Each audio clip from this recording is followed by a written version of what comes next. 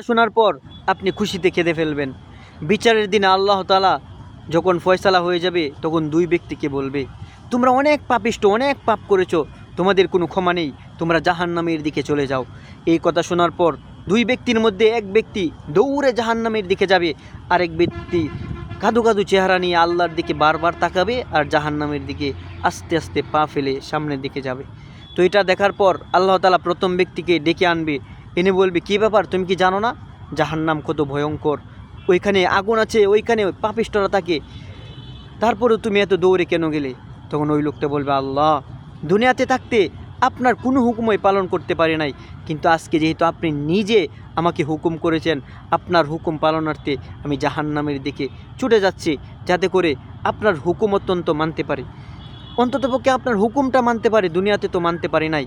আর দ্বিতীয় ব্যক্তিকে ডাকবে আর বলবে, কী ব্যাপার, তোমাকেও তো আদেশ দিয়েছি, কিন্তু তুমি এত আস্তে আস্তে যাচ্ছ কেন?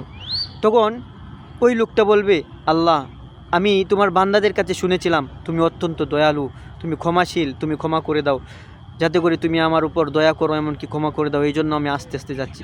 তো দুই ব্যক্তির কথা শুনে আল্লাহ তাআলা খুশি হয়ে যাবেন, এমনকি দুজনকেই ক্ষমা করে দিবেন। সুবহানাল্লাহ। ভিডিওটা সবাই শেয়ার করে দিবেন।